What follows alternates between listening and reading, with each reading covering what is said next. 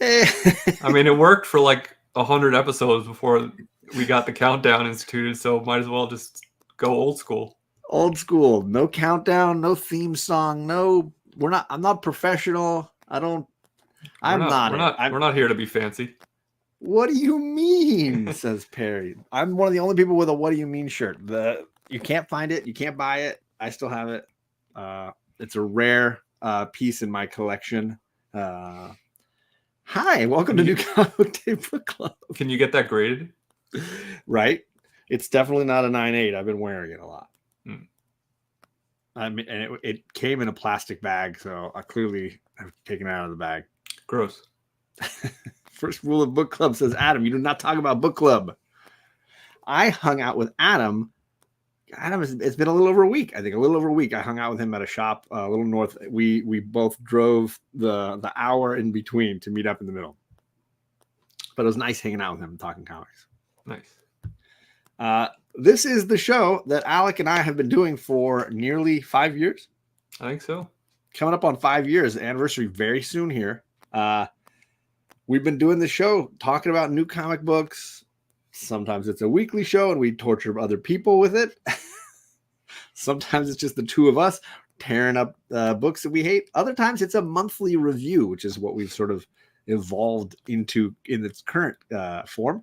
So we're looking back now at the books from September. We try to talk about pivotal issues, issue number ones, kicking off points, jumping on points, just to kind of give you a thought process for, do I want to go to the shop? Do I want to grab that book? Is it worth my time?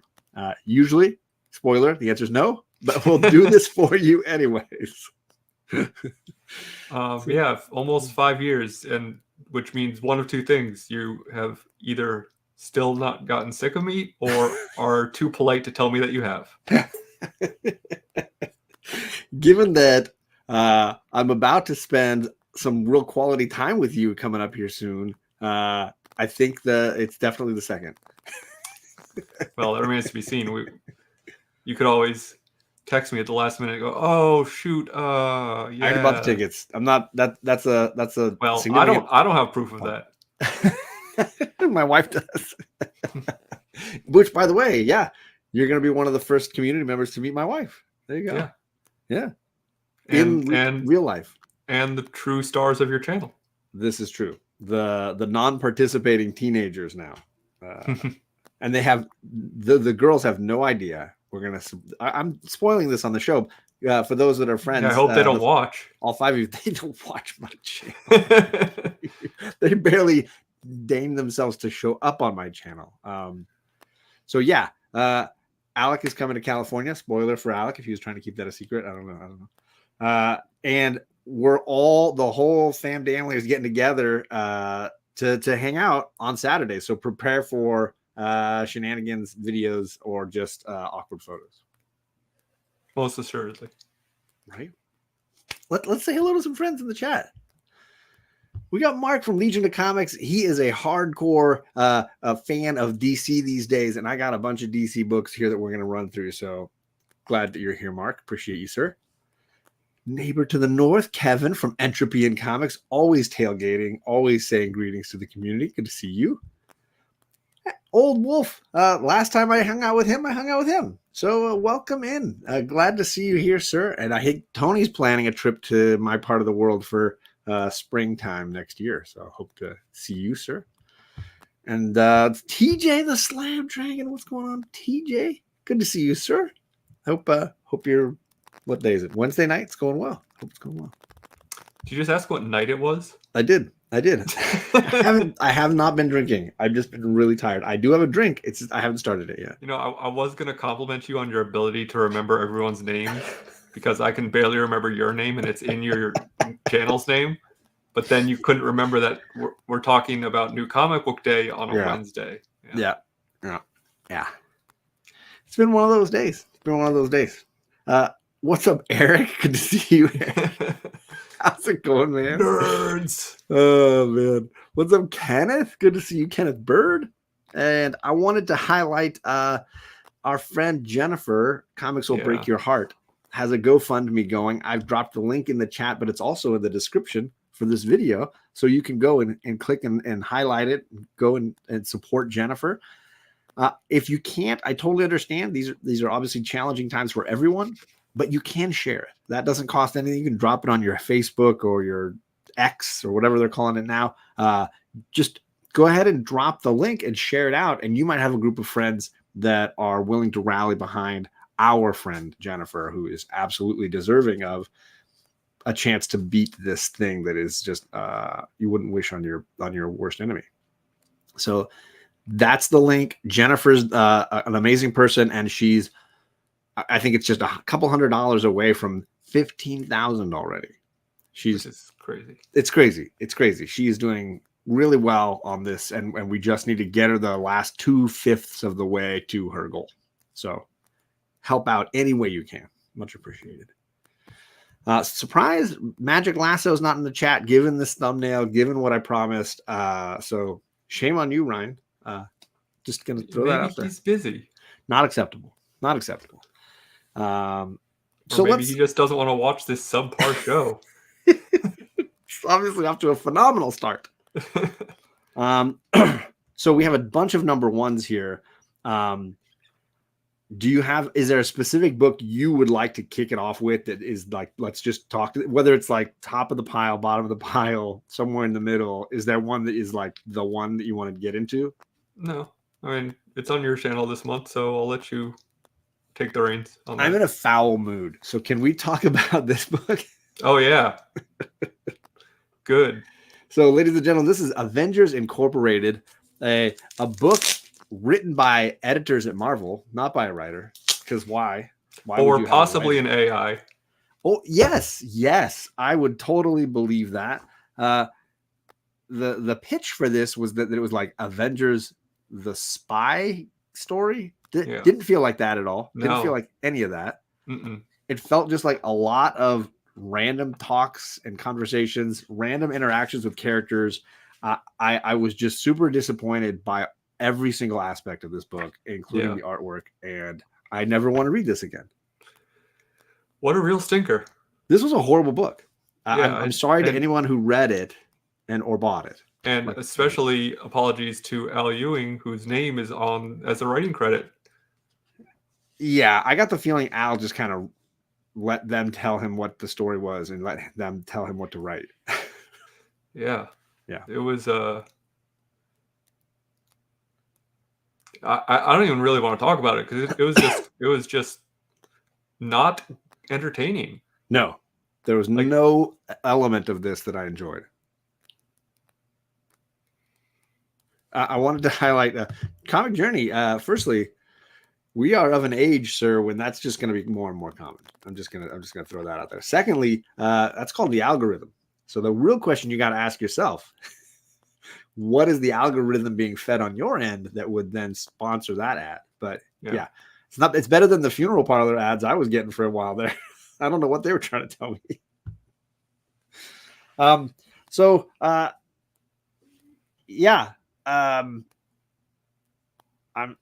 don't like this book. I don't think people should read this book. I would give this book, I hesitate to give it a 2. It's one of the worst books I think I've read for this program. Yeah, so I have I read my books and then I bag them and put them in a box to be filed. Sure. And then I have another box of stinkers. And like boy, this went to the stinkers pile as literally as soon as I closed the cover. Do you still bag and board the stinkers? No. Okay, good. Because this one just came out of the bag and board, and she ain't going back. She ain't going back. Yeah, it was it was convoluted. It was wordy, and it really felt like it went nowhere for like not a good payoff. Well said. And that's going to probably be the bottom of all the books that I've got this week. Oh, this month, I should say. Sorry. So that one was definitely the worst. The pits. At least all I get are Blue Chew, X-Lax, and Pepto-Bismol ads. Well, you're on a streak there. Yeah, CJ. Wait till you get some Metamucil in there. Just working it all out. Get everything out. Just get it all out. All right, I picked one. Did you want to pick? I picked a real winner. Did you got a winner? Yeah. Why don't we talk about Rare Flavors next? Because I feel like the other two books are going to be a little more in depth. Okay. Right? I will say I read it digitally. I have yet to snag a copy of it, but Okay. part of me knew I would probably enjoy it enough that a hardcover or a trade later on might be the way to go, and I was fine to kind of read it digitally for now. So I have nothing to hold up. Okay. Oh well. Here, I got it. That one. Yeah. With a U, Flavours. Flavours, because it's British flavor. Or I guess Indian English. I will say right off the bat, though, that I don't really have a problem with the illustration, other than the fact that his mouth is not wrapped around the cigar and it looks like it's stuck on his face. Right. But I thought it was because he looked like the Shadow King. Well, yeah. I mean, I was like, ooh, that's like an X-Men homage here. His eyes are like a thing in the story. Yes. The interior art really pretty. Because it's the same guy who worked with Rom V on Layla Starr, right? Yeah, I believe so. Yeah. Which we loved and raved, like most of the comic community raved about Layla Starr a ton. Hard to say after one issue, but it did not grab me the same way Layla Starr did. I mean, it's certainly intriguing, but I don't know. Maybe it was just the way it was told. I mean, there's a lot of interesting storytelling techniques with like kind of mashing up two scenes together at times, but it doesn't always click the way I think it's supposed to. I think it was a little overly ambitious in the way he was trying to tell it. I can see that. But, I mean, compared to the first book we talked about, it was a masterpiece. I think it's hard not to compare it to Layla Starr, which had a ton of emotion, a ton of big ideas, a ton of creativity, and some very interesting characters. I don't feel any of those things at the same par in this book. Yeah. Wow. Shocked by that journey. Very surprised. Hey, everyone's entitled to their opinion, even if it's wrong. There you go. I just felt like this one felt more like a psychological exercise than an emotional story, which the other book had a ton of this intense, whether the emotion was rage from the god of death, or whether it was sadness from the perspective of this human having to live kind of a very solitary life. There was some nice emotional hooks versus this book doesn't really have that layer to it. I mean, certainly not yet, but yeah, it definitely felt like I felt much more like a viewer than I did where Layla Starr felt much more like I was connected to it in a way. Totally. So to give a quick recap of this, it's about seemingly about this demon god character who is kind of living a life as a big fat man, secretly a glutton of a sort in modern day India, and he writes to this young guy and asks him to shoot a documentary starring him as basically an Anthony Bourdain character, because he references Anthony Bourdain in the book, where he travels around and talks about food. Yeah. And at first, the filmmaker kid is very reluctant and kind of storms off and actually gets really mad at him about asking about certain things.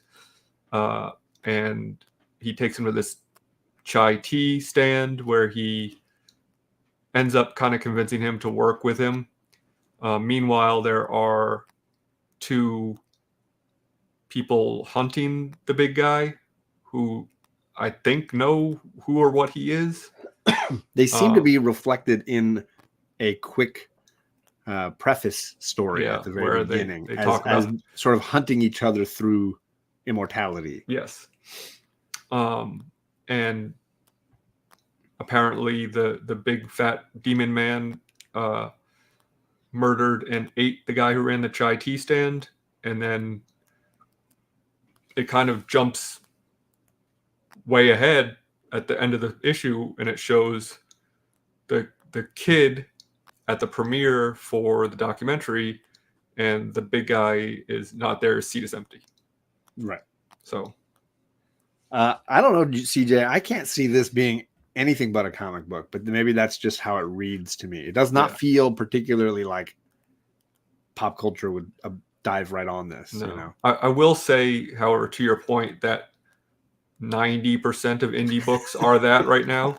So if it is, like, I'm not going to hold that against it, because that's just the industry right now, which this is very which is true. a shame. But like, if you want to read an indie book or a creator-owned book, it is a pitch for a TV show. I mean, that's just, like I said, 9 out of the 10 times, and that might even be low. What is up, Callie? Good to see you, sir. I'm going to be competing against Callie Friday night on The Hunt. So watch out, because the king is back. The Return of the King is real. So yeah, I think I would give this book, I don't know, 7.5 out of 10, something in that range. Exactly what I was thinking. Yeah. I think it's got enough that I would want to read more. And certainly I have a lot of faith in this creative combo, but will that be strictly digitally and just wait till I get to the end to decide if I want a collected edition or something like that? Yeah. That's probably where I'm at. If I didn't love Layla Starr as much as I do, I would be happy to just have a trade of it or a hardcover. So I feel like since this didn't grab me the same way, I'm not going to read it in single issues. But definitely interested in reading it when it finishes. Yeah, and I'd be curious to see, because I know was it last week it came out, I think, or the week before?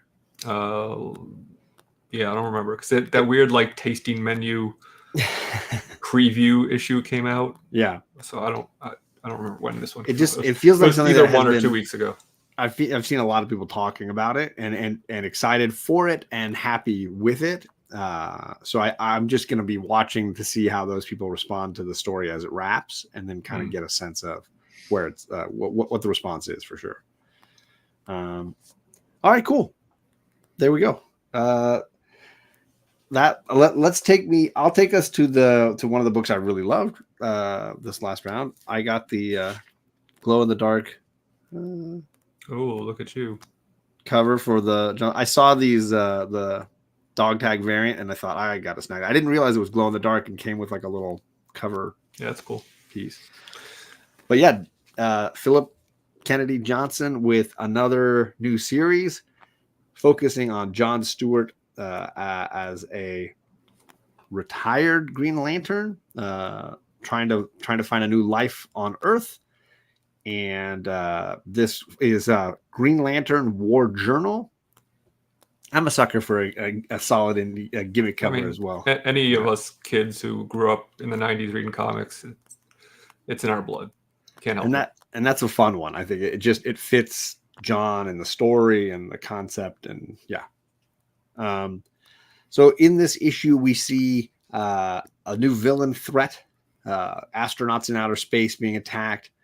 We jump to John, and I did a little short on this, but my favorite sequence is the 2 pages where it's like John basically suffering through just a normal life, and then interspersed are just these panels of him remembering how easy it was to fly around with his ring or battle monsters in far off space instead of dealing with gas prices and going shopping and fixing things all day and taking care of his mom, and who has dementia or something because she doesn't remember that his little sister passed away. And at one point he creates basically a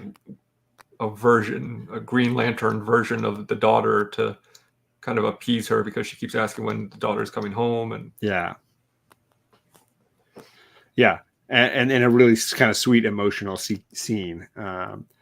We also get a moment when a Lantern shows up to try to get his ring from him, only to learn, for those that haven't been reading, anything with Jon Stewart of late, he doesn't have a ring anymore. He has almost sort of absorbed it into his being, and he is the ring.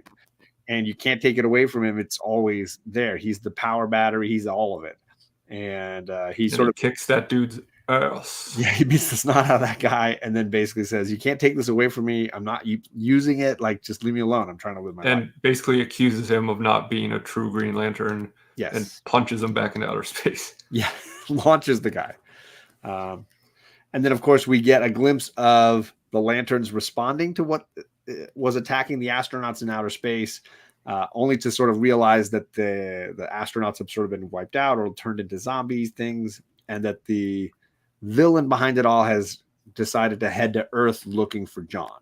And that's kind of the end. Not a last page villain reveal, but certainly a villain setup. Yeah. Which I'm fine with. Like, and it's not even a villain setup, it's a threat setup. It's like, here's what we're up against, but it's 3 or 4 pages. It's 3 or 4 pages at the end of the book where you're involved in that situation. So it's not like turn the page, bum bum bum. It's like it's Sinestro. It builds to a boiling point, and then it's like, oh, you turn the page. Oh no, you have to wait till next month. Right. So I loved this book. I thought it was a lot of fun. It hit me a lot harder emotionally than I was expecting it to. The scenes with his mom, the scenes when he's dealing with being a civilian again, are really meaningful and really interesting.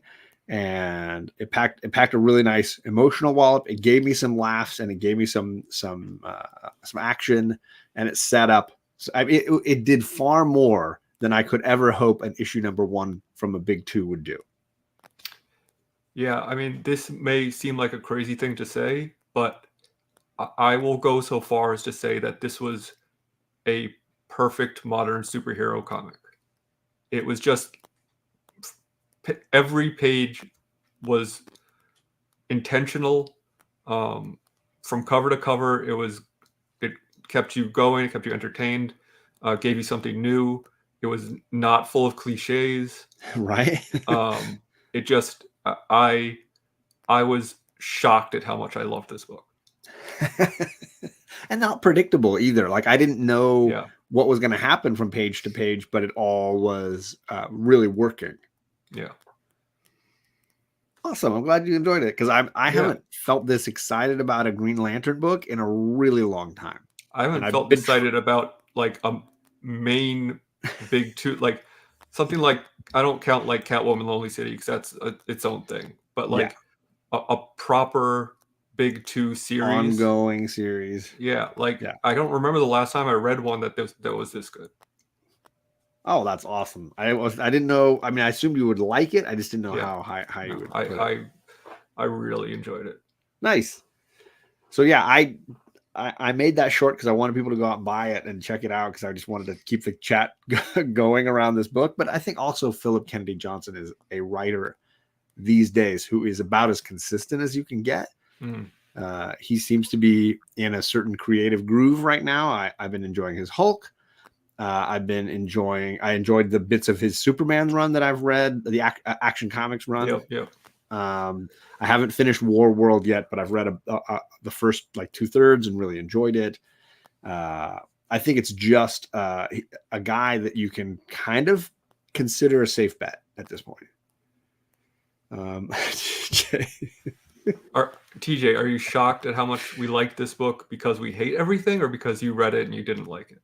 Oh, I assume he didn't read it, because I know he doesn't read a whole lot of. He likes Green Lantern though. Yeah, he stays up on his Lantern, I think. And then I'm guessing it's the former, because we just tend to crap on everything. So when we say something is good, it's like, oh, what's in the water? Like, who replaced these guys? Yeah, maybe that emergency test of the emergency system today turned us into zombies who were triggered something for sure. I bought the Green Lantern book. It was good. It made me go back and read Jon Stewart books, including the Green Lantern special from '88, where Stewart finds the end to apartheid. Johnson gave a lecture at West Point and met a cadet who was a comic book fan. The young man even looked like Stewart and was an admirer of the character. That's cool. It's because we hated everything. There you go. We don't hate everything. I just demand excellence. There it is. It's a it's a wonder the show's lasted though. I mean, not for myself. I'm very aware of my shortcomings, and I do the best I can with what I got. But these are professional writers. We are barely amateur YouTubers. Yeah, barely amateur YouTubers. I like that. But I mean, like, I've certainly have raved about books in the past, and Yeah. How many times do you hear me talk about Little Bird still, or Layla When is Starr? the sequel to that coming along? I thought they were doing a sequel. Yeah, to they just to Little Bird. Unruly Simeon just sent me a Instagram post where they said it's coming out next year. Right. I'm excited for it. Well, but I guess I'm glad they're taking their time. Remember, next year is like 2 months away. Yeah, that's fair. Which is horrifying to think about. We're reminding each other of the calendar a lot today. Yeah. I'm disappointed you didn't turn into a zombie. Yeah, I mean, we were all hoping. What's up, Barry? Little Bird 2049. I mean, it is a futuristic kind of story. Yeah. There you go. Callie knows what's Little up. Bird was excellent. Still is. Go back and reread it. Yeah, get that hardcover. That hardcover is really nice. Yeah, that's a great way to read it. All right. I'm not feeling like there's much more to say. I mean, I would probably score Green Lantern 9.5 out of 10 for me. I don't know if I would give it a 10, just because I'm so nervous. Yeah, no, I mean, like, basically nothing gets a 10 for me, because like that is literal perfection, right? It's like you submit something to CGC. Like, I don't think anything should get a 10, because there's nothing, there's always something. Because it was made by man. Yeah. But like, 9.4 is near mint. Baby. Yeah. So I just very high praise, and if you can snag an issue 1, I highly recommend it. I think you'll be entertained. For sure. Or just read it digitally. Go and like my shop still has copies on the shelf. Like, I don't think this sold out anywhere. There's no first appearances that I know of, other than like the idea of the threat, but I don't think that's really anything. So it's not gonna be a spec book or anything that I know of. So you should be able to pick one up pretty easily if you want it. Totally. And you should. This is a fact. All right. So I picked again. You got one that you want to do? I mean, as far as I know, what we plan to. Well, I mentioned it. Let's real quickly talk about Uncanny Spider-Man. I went with the Scotty cover. I just went with the A cover. No, I didn't. Never mind. He's so cute. Look at him. With this one. It's perfect. He's a perfectly cute looking guy. There you go. Charlie was like, when did Miles Morales get a tail? So, the reason I want to talk about this is really for only one thing. And we can talk about it for as long as we want. But a few pages into it, I'm sitting there looking at it, reading it. And I'm like, how the hell does his tail fit in this suit?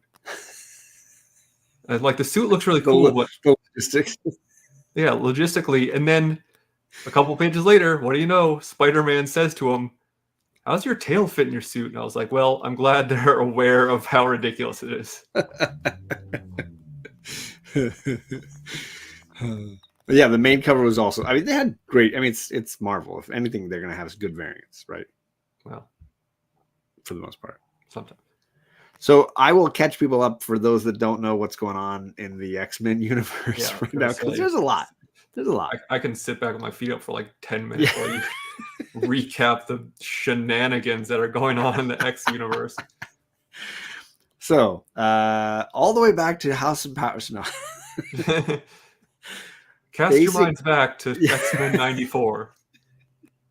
Jim Lee came on board, and what he wanted to do in the current drama at Krakoa, basically mutants have been attacked, wiped out, not very many left on the planet, and the government is hunting the last remaining mutants using Tony Stark modeled Sentinels. The proprietary ownership of Stark Tech has fallen into the hands of a villain corporation, and they've basically made Iron Man Sentinels, and they're using them as a way to purge the remaining mutants off the planet Earth. In an effort to hide out, Nightcrawler has teamed up with Peter Parker and what I would deem a wonderful like wink and nod to the ridiculous fact that there are so many spider variants. The best way to hide out in New York City is just to pretend to be the newest spider variant. Like, of course, right? There are spider variants everywhere. It would just make sense that if you want to hide out, be a spider variant. That's like there's so many of them. Oh yeah, there's another spider variant. And who would even question it, right? Yeah. And they all kind of refer to him as like the devil Spider-Man. Or... So he's just under the wing of Peter Parker. He's just bipping around, or should I say bamfing around New York, stopping crime and hiding in plain sight. And there's not a ton to this issue other than that concept as the setup. And then the reveal of the villain group that's going to hunt down and catch him, led by, spoiler, Silver Sable is the villain reveal at the end. But not really a villain. But not really a villain because we know the antagonist. There you go. That's a better way to say it. What's up, Don Gustavo? How's it going? Lasso of Lies has no effect on Wonder Woman. We'll get into that for sure. Yeah. Do not worry. What is up, TM Nerdy? Good to see you, sir. X-Men has turned into Dallas meets Fort Knox, Knox Landing. Sorry, Dynasty, Falcon Crest. Wow, you really that's a quite not happy with X-Men. Don't worry, TJ. Give it a couple months and everything will be reset. This is the truth. I will say I gave a positive review to this in a short that I made, just because it's ridiculous, but it's also just like popcorn fun. Like I think I've liked Cy Spurrier's. He's been writing Nightcrawler for 3 years now in various miniseries all the way along, from Way of X to last year was Legion of X, and now into Uncanny Spider-Man. I like his take on the character, and this continues that sort of flavor for me. Yeah, it was very amusing to read, but at the end of it, like, it felt, I don't want to say soulless, but you know, like there was, yeah. I mean, hearing Nightcrawler try to do the Spider-Man pithy dialogue with his German accent and his limited, you know, English as a second language, you know, speak was definitely like a highlight of the issue. It was very funny. And he's like being very self-effacing with it, saying like, oh, is this how you say that? Is that right? And like stuff like that. So that was funny. The self-consciousness, I like. Yeah, his interaction with Spider-Man was very funny, but then like all the other stuff with like the actual storyline, I did not care about at all. But like the little amusing, like silly moments were very fun. Yes.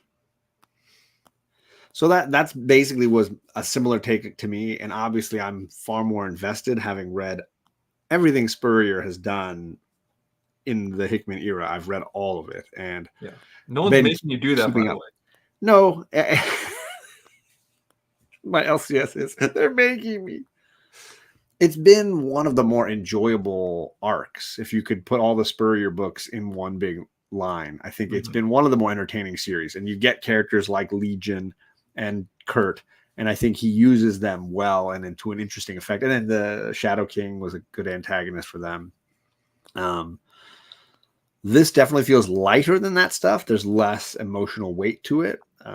So I don't know how long that energy can last, how long you can keep eating popcorn before you feel like you got an upset stomach and you maybe want something more substantive. That's my only concern with it. And I think I trust Spurrier enough to like get to that, the weight at some point, because the other two series he did had that in heft. So I have hope that that's where it's going to go. And Old Wolf saying, is this a mini? I assume it has to be, but everything that Spurrier's done has been a mini. Like Way of X was 6 issues, Legion of X was 10, I think. I think they give him like little arcs, and he just keeps telling Kurt's story in chunks. Yeah. And honestly, like this as a mini series, I'm fine with it being silly and surface level. Like, Right. not everything has to have that weight to it. It's a comic Sure. book, you know. Some things should be lighthearted and silly. So if that's the tones that it stays with, and it's just kind of like fun, silly, goofy nonsense, Right. like I'd almost prefer that to it turning into something heavy and political, or like No. universe bending or anything like that. No, but usually Kurt's religious faith always has to play into his decision making, and it ends up adding an element of gravity to things. And this is clearly leading into the big Hickman destroying event that they've got planned. So I'm sure when this wraps as a mini, it's going to be in some dramatic fashion with the other sort of catastrophic events they're going to be dropping on us.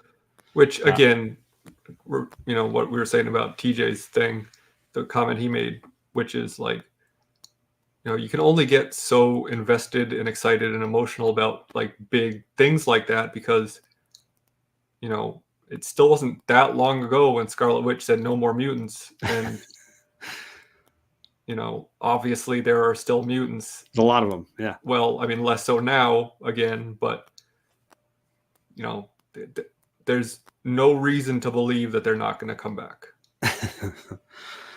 And I apologize for pretty much every facet of this statement here, both for the fact that it's chaos and me, but then you have to be updated on X-Men. I apologize.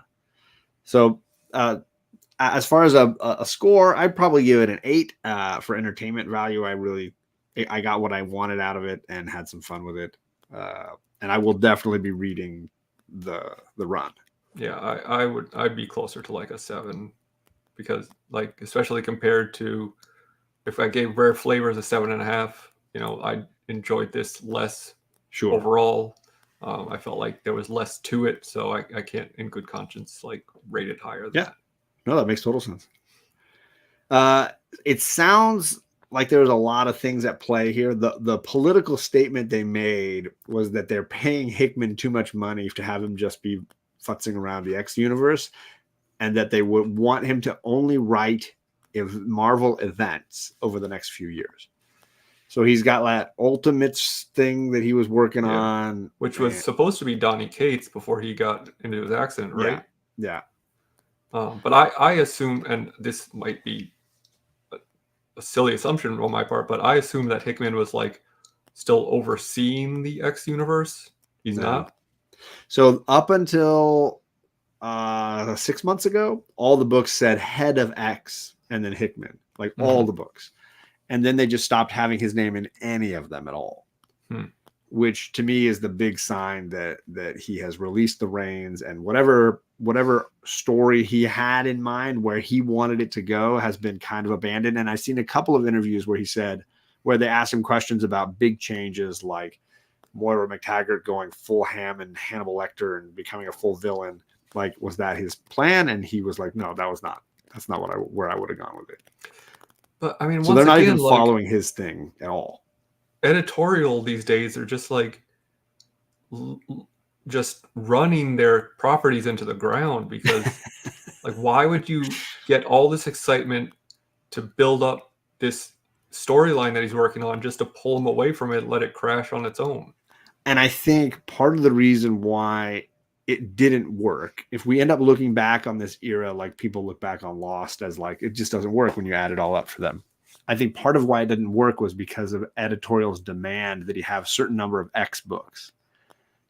And I think he then had to become an editor within the Marvel umbrella and not a writer. And then the book he decided to write, he basically used it as like the thread to tie the universe together and made it really unwieldy, I think, in that way. And so all of that, I think, created an environment that just those books couldn't thrive. And then it just got more and more convoluted. Yeah, and self-involved. Like it just was like it was its own insular universe. And as much as I was enjoying a lot of what they were doing, it just became too much to handle. And then I think the book started going down in value, like as far as the like sales. Yeah. And then they decided that he wasn't, that they couldn't afford him to just be an editor. Well, I mean, I feel like they're, and I don't know anything about the business side of things. I barely know anything about comic book writing or like any of it, but I like to pretend I do. So I feel like it could have been an easy fix where instead of having it go outward, it goes inward.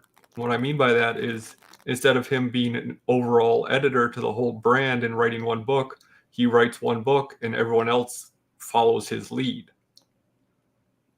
And I think, I mean, you could argue that that's what they were trying to do, but I think ultimately there were just so many books, and I think they couldn't navigate this. It was too much, and I think he didn't feel probably like he could say no.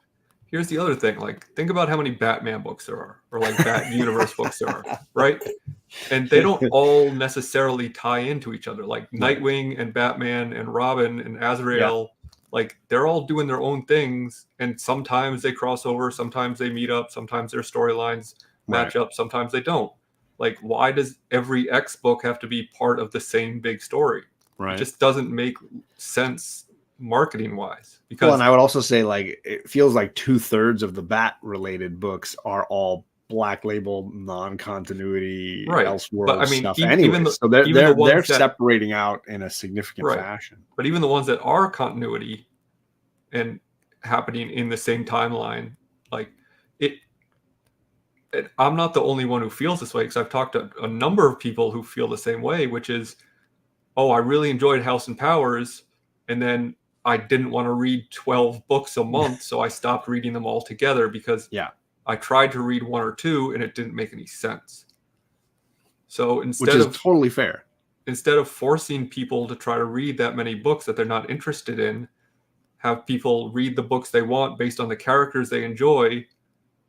But like, I don't know how they're looking at sales now compared to, it's just, I feel like the business side and the creative side are more at odds than ever before. And that they look at these numbers without looking at anything that makes sense creatively. And they say, well, these books aren't selling, so we have to make a change, rather than, oh, let's make something that the fans actually want to buy. Or, hey, let me hear your pitches. I like that one. It sounds like you're really passionate about this interesting story. Go and write that. Yeah. There's a lot of great comments going on here. Journey saying doesn't like all the restarts. I wish you kept the original number runs. This is the ever challenging flaw of comics, which is you're balancing both the desire to have a continuity and the desire to allow new readers the opportunity to come in. The more you allow for continuity, the more the backstory is massive, and the expectation that readers know all of these things, right?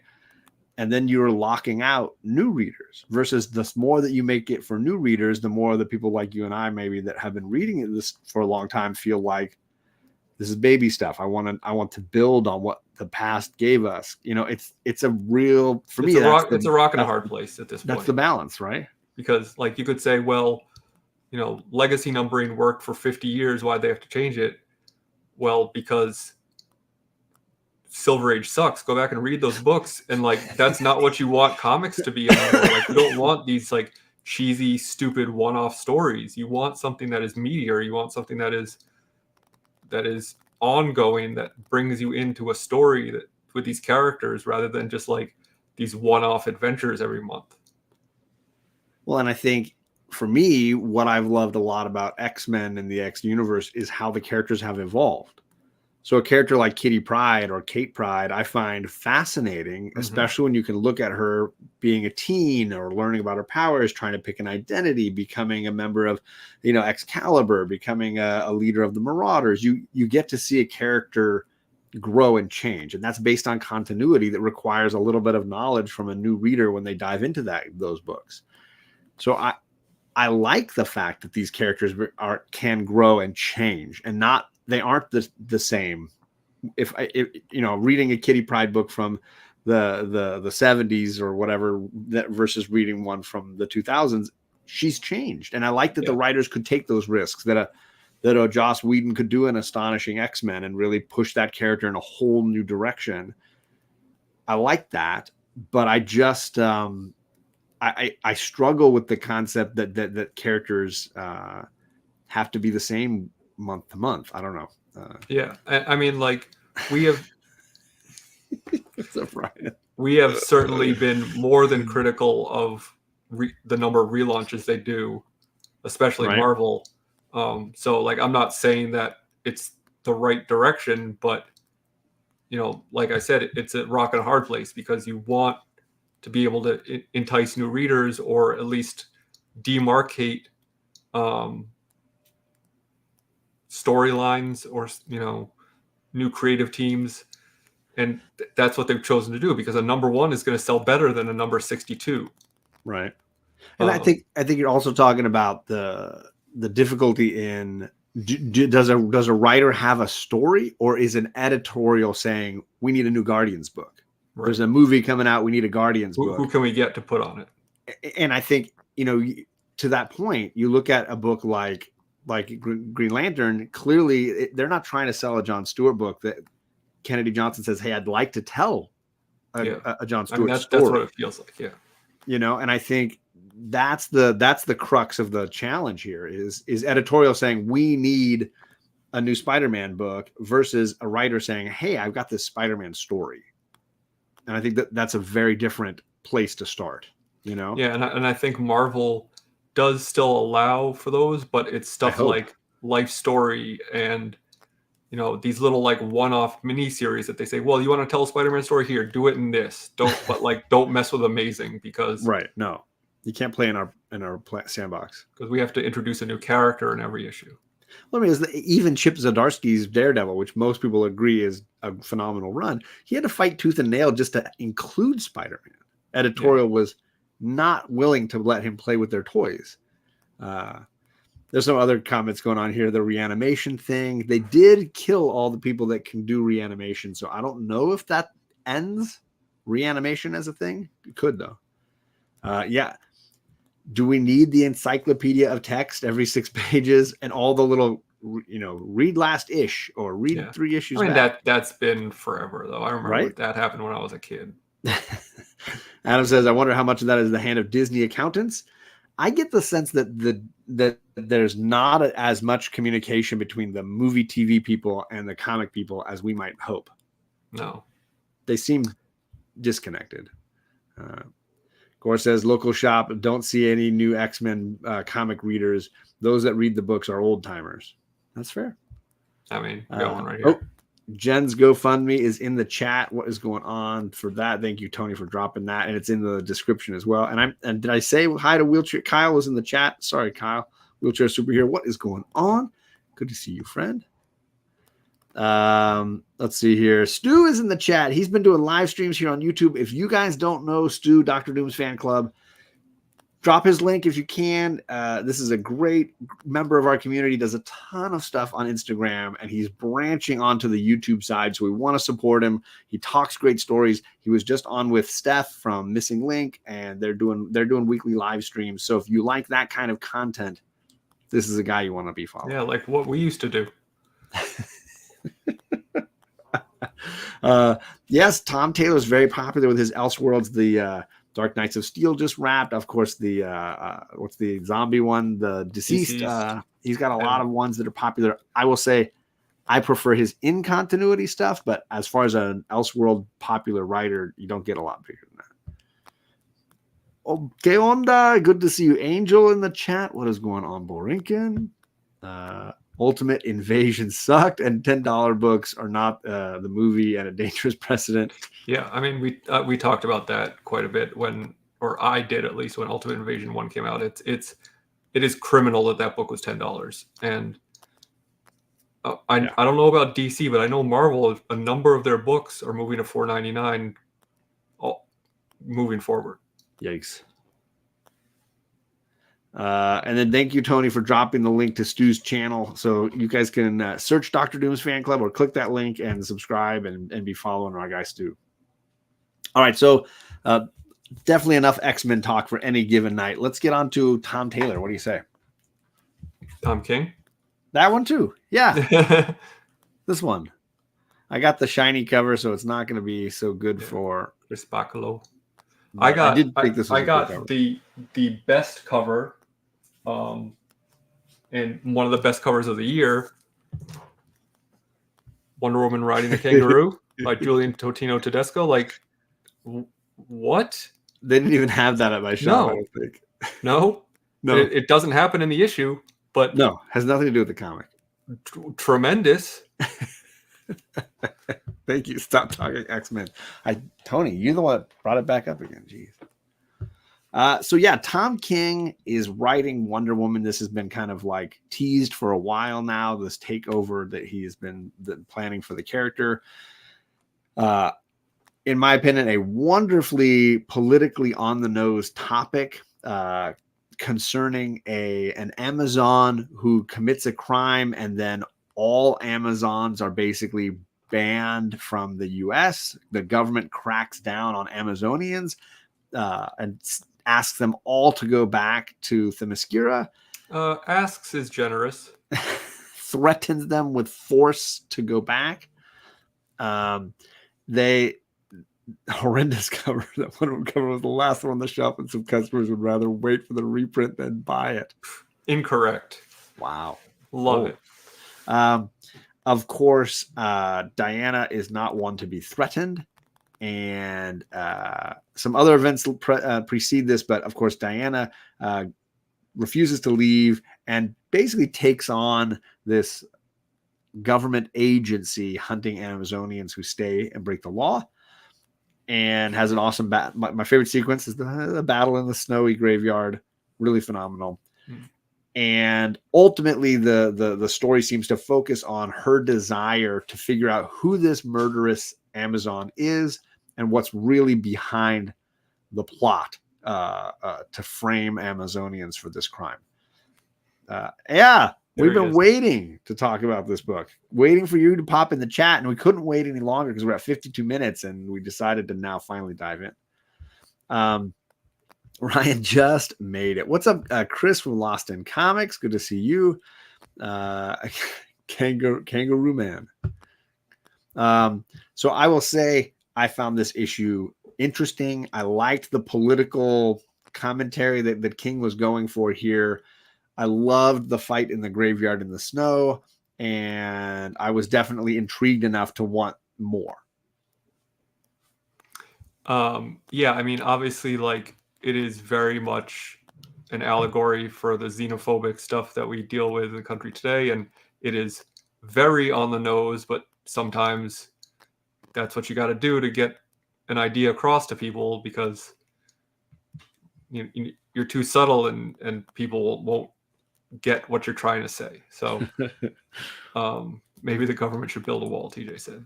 I have a feeling a wall would not help against Amazonians, but or invisible jets. Or anyone with a ladder.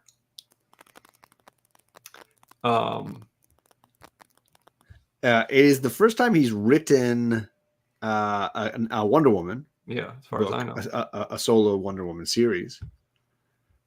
But he's done like solo female character stories, like the Supergirl Woman of Tomorrow mini or maxi series he did a couple years back. And obviously, he has written like, in Mr. Miracle, or there are strong female characters in stories that he has written, but yeah, never a focus. Yeah, I mean, I enjoyed this issue. It does have a last page villain reveal, which, at this point, like, I just need to get over, apparently, because it's just. I took it as a last page item reveal, less than a villain reveal. I mean, it was both. Yeah, but I get where you're at for sure. And I could smell it coming a mile away, and it was just like, oh boy, here we go. Because they really don't even name the guy; he's just like some old guy, right? With the lasso of lies. But the lasso of lies for me was the reveal at the end. Yeah, which I thought was an interesting concept. I'm excited about that. Yeah, but it's also the sort of thing where it's like, there's this this secret force that has been here all along that nobody knew about. You didn't know. You didn't know about that? Yeah. It just, at this point, like, Wonder Woman's been around for 80 years or something. Like, and the secret and the lasso of lies was never revealed until now. It's not. It would make much more sense if someone created it or found it, rather than it being like, oh, hey, this has been around this whole time. But having said that, I mean, it was a cool issue. There were definitely like a lot of really cool cinematic moments. Yeah, definitely some great visuals. And I felt like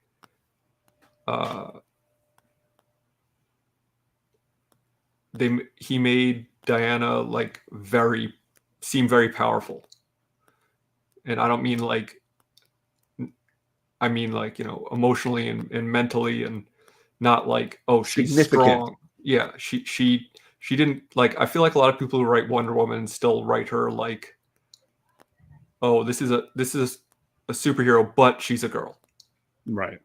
Where he just, I got the sense that she was confident and powerful and one with herself, and I thought that was really cool. I agree.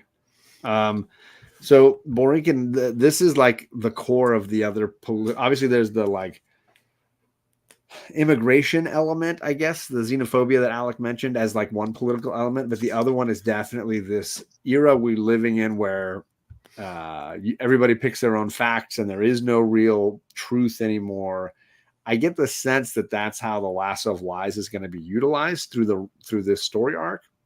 The concept that the villains who have had this and used it in the past is basically making people believe lies, making them believe things that aren't true by manipulating their thinking and their feeling with this tool. So I thought it was a very interesting way to comment on modern political discourse. And I think in that way, I think could be a very fascinating device for a story. Yeah, and there definitely was like a not a small dose of feminism in there. No, which, it's a Wonder Woman book. There should be empowering females when you're a female who's that powerful. So obviously, like, a large segment of the comic community who may happen to agree with certain people who hide behind gates are going to hate this book. I don't think that was very subtle. But I've got friends that are politically right of me who really enjoyed this book and felt like what it did well was instead of just making it like a super political book, they grounded the politics in a very real, interesting superhero story that makes a ton of sense for this character and her universe. Sure, but I mean, there's and in that way, really just told an interesting story that used those political modern devices effectively. Yeah, but I mean, there are plenty of people who are to the right of you or me. I mean, I'm a California teacher. There's a lot of people to the right of me. Yeah, I was gonna say. California teachers don't get very right. Liberal Democrats are to the right of me. But that are reasonable human beings who understand that there are other perspectives to things. Yeah. But the Comicsgate people, I do not think are that. Not necessarily, yeah. So I mean, I think, but they're very noisy, and the people who are predisposed to yell about woke culture in comics probably hate this book. So, but that to me means that it's doing something right. So my friend Legion of Comics, who was in the chat earlier, big DC fan and a big Tom King fan, does usually complain about woke comics from time to time, found this book phenomenal and really enjoyed it. And I was impressed by his take. He had some really great points to make about the way King, crafts his story here. I definitely think, Angel, you might really enjoy the way it's laid out. And I think the certainly the again, I'll go back to that. I thought the scene in the graveyard with what's the bad guy's name? Steel or something? Hand of Steel. That guy. I don't care. The fight between him and Diana is fantastic. Yeah. I thought it worked really well. And she crushes his hands. It's which so is like so. That was one of those moments where what I was kind of talking about, where she just like, I'm not taking any prisoners in this, like, yeah. because he's got these like metal hands that he kind of, and she just like literally crushes them with her hands. And for the setup, to spoil it, sorry, but like the setup seemed to make that guy really scary and intense. But then they do away with him pretty quickly. I mean, he's still going to be a factor later on, I'm sure. But I like how quickly he's revealed to be so impotent. Like he comes across as such a failure so quick. I was impressed by how well they did that. Well, especially considering like how they present him to be so cocksure and you know, full of himself and, you know, feeling like he's better than everybody and stronger than everybody. And she's just like, no, like you don't know what strength is. Yeah, exactly. And, you know, obviously her crushing his hands was, you know, literal, but also metaphorical, where she's saying, you know, I am stronger than you, both physically, and I am more powerful than you. You mean nothing. Yeah. She's definitely both of those things, CJ. I don't think that's to be concerned. Gustavo says, I want to publish a book about Coachella Valley Music Fest on a Kickstarter. It's a collection of 3 stories, one event. One is a drug deal, underage teens getting alcohol, and then maybe a mugging. All right. Yeah, I mean, I don't want to edit your idea, but if you haven't seen, I don't know if it's still happening, but what happened with Burning Man, where like everyone was just stuck in the desert. Crazy in the mud. Yeah. I mean, that might be a good setting for something like that. I don't know that there is I don't think there's any kind of stand-in for that. The character Steel, I'm going to call him Steel because I can't remember what else they called him, is really more a stand-in for a government police agency overstepping its bounds. And I don't know that there is a political figure that you can place there, because he's definitely a man of action. He's not a political figure. He's a law enforcement or military figure. Boots on the ground type of guy. He's not like someone who's proselytizing to the masses. Definitely not standing in for anybody. There's a villainous organization behind it all that Lasso is commenting on here, but they're more like a secret sect, or a cabal. Yeah, or a Skull and Bones or a Illuminati. You know, they're behind the scenes. They're not. Yeah, so there is this like powerful force behind his boots on the ground, you know, soldiers group, but he is definitely like the fighter and not the like politician or anything like that. So score wise, I think I'm in the 8 range on this one as well. I found this to be a solid issue number 1. I don't know. I think Ryan was telling me this is ongoing. There's no like end. This is not a maxi or mini series. So there, to Gore, to your question, as far as I know, it's ongoing. I really want to read this first arc and then kind of see how it ends and then go from there. Yeah, I have not heard how long they plan to keep King on the book, but I feel like after the debacle they had with Batman and saying he was going to be on it for 100 issues and then them kicking him off the book, I feel like they're probably a little trigger shy to like say, I mean, I get what you're saying, but at the same time, like there's so much garbage that comes out all of the time. When we read something that's like, oh, this was enjoyable, it's like, oh yeah, like the scoring template has been skewed so badly because we have to weight the bad scores so heavily because there's so much trash that like between a 2 and a 6 is such a vast difference because there's so much garbage to talk about. So when something is like, oh, I made it through this book without rolling my eyes or wanting to close it, like, yeah, it gets an 8. For me though, it's like if I give a book less than a 7, I'm not getting another issue. Yeah. So if I'm getting another issue, it's got to be at least a 7. if I enjoyed the issue and I really am excited for the next issue, I'm not just reading it because I want to know what's going to happen, but because I genuinely am enjoying the story, that's when we're in the 8 and 9 and above range for me. But I did give a 2 at the start of the show. So if you want to rewind, CJ, you can see some of that excitement. Borinkin, I also want to mention on the replay, I don't think you were here when we were talking about the better DC book for last month for me is still John Stewart, Green Lantern War Journal. I think you would absolutely love that book. And I think you should, it doesn't matter if you're a Green Lantern fan, it's Phillip Kennedy Johnson, great writer.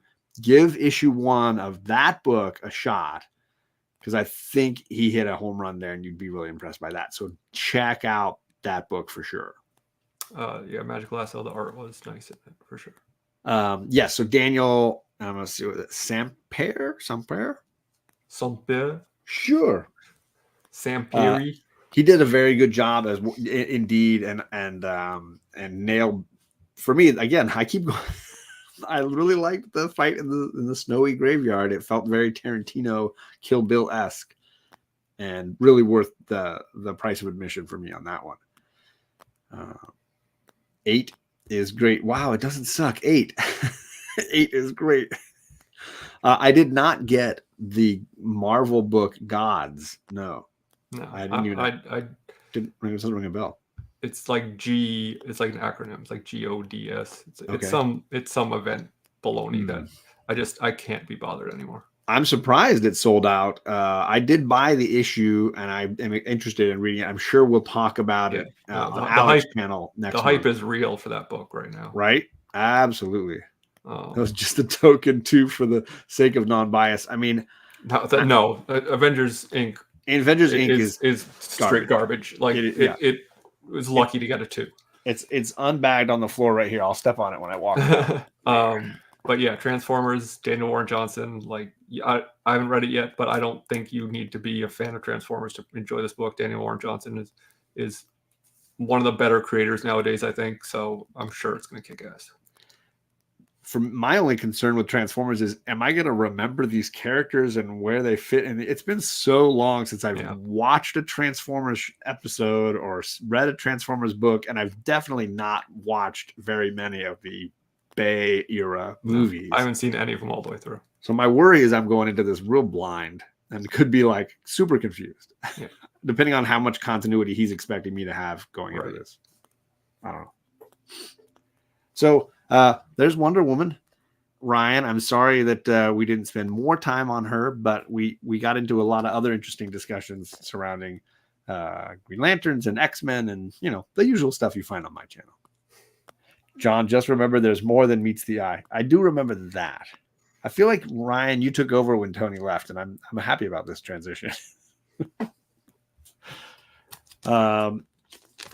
So there we go. Did you feel good about that? I feel great. Yay. I have 3 other issue number 1s from last month that I can blast through if you want. I mean, it's your show, man. I didn't really love any of them is the simple answer. There's a new Daredevil issue 1. I'm not going to keep reading it. This was a buy one, not read anymore from John. It may fall into the same range as Donny Cates's Thor in that I'm just emotionally not ready for a new writer to take over the character.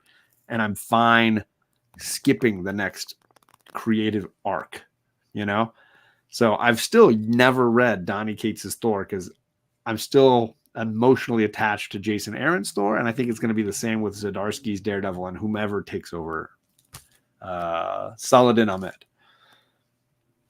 So this was not a home run for me. This was, there you go. I didn't give it an 8, CJ. I'm giving this, I think I gave it a 6. I did not care for it. Yeah, I've not read it yet because I've heard not great things about it. So it kind of went towards the bottom of my pile. I did enjoy Birds of Prey issue 1. I'd probably give this a 7. I did grab issue 2 because I was curious about it and I like the creative team. This is Kelly Thompson and Romero. So I have issue 2. It just came out this week. I like Big Barda a ton, so I really just want to see how they use her on this team. And Lasso was telling me that the future issues 3 and 4 will have Diana, so it's possible there's some interesting crossover stuff with her book. So I did get that Art Germ cover, and I will read the second issue, but something like a 7. So see, not an 8 either.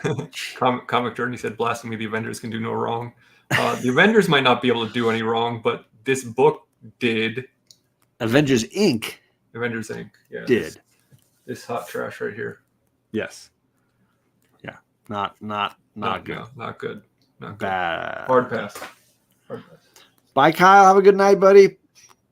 Alec is right. You don't have to know a lot about Transformers to understand. Johnson wrote in the afterword that Transformers inspired him to be a comic book creator. That's kind of cool. Good for him that he's getting to write about stuff he loves. Huh? Right? He's written about wrestling. He's written about heavy metal, and now here we got Transformers. It's kind of cool that he's being able to dive into stuff he's passionate about. And I mean, I think that comes through certainly in his creator-owned stuff, where like it helps when you're writing about stuff that you like.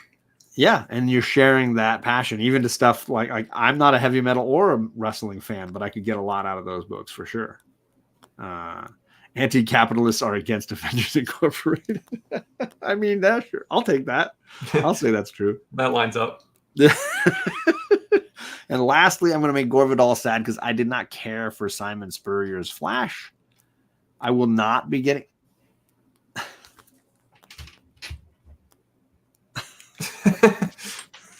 More entertaining than our stream is my cat attacking a moth on the outside of the glass. Well, to be fair, most things are more entertaining than our stream. So enjoy the background noises. I just found this book kind of flat. It wasn't horrible. Unsubscribed. I didn't. I felt like it was. Mark and I, Legion of Comics and I, were talking about this, and it just felt overstuffed. This is a classic example of the things that Alec and I complain about. There's like 4 plot lines here, all of them getting a chance to narrate the book. Like way too many narrators going on here. There's also like several villains, including the last page villain reveal character. It's just overstuffed. If they had focused this in on Wally and his wife basically living out the Incredibles lifestyle, where they're trying to balance superpowered children and superhero lives and caring for each other and difficulties with supervillains, start with that issue 1. Throw in a Gorilla Grodd fight if you really need that character in issue 1. Save the last page villain reveal. Save the narration from each of the kids. Save all these other side stuff for later issues. This just really had too much. And as a result, I think it just felt absolutely bogged down. Like, talk about Silver Age wall-to-wall writing. It just was unnecessary. And just, I was bored. So this would probably get a 5 from me. And I just will not be reading anymore. Yeah, I'm literally halfway through it. It's sitting on the desk next to me, so I don't want to give it a rating yet. But those were my critiques. Those are my complaints. And yeah, I like the narratives and the many villains. I like the concept that they're going for, but this felt like what should have been the first story arc, not the first issue. And I mean, that's not the first time we've said that either about a book where it's like, and again, I don't know if that's writers or if that's editorial, but it feels like people are like afraid to let stories breathe because they are afraid people aren't going to keep reading the book. So like, we got to put everything in there to, grab you into the story, when really, like, to me, it turns me off. Gore, I like Mike Deodato Jr., and I highlighted his book Fourth Man from AWA last year, among my favorites of last year. I really liked his style, and I think it suited better for indies, where he's trying to get me to understand this character has a certain way of speaking, and so he draws them to look like a famous actor to give that voice in my head, right? And in Fourth Man, that's what he does all the way through. You're like, oh, that's Harvey Keitel, that's Ed Harris, that whatever. Like, he does this little thing to allow me another layer of interest in the story by creating an instant recognition in characters I've never seen before. In the Flash book, it's just a little bit weird. When Flash looks like Chris Evans, it's a little bit odd. Like, I don't know that I needed that. So I don't dislike it. I do think he's talented. It just didn't seem like the best fit for this book at this stage, but maybe I just didn't. It didn't work as well as Fourth Man for me.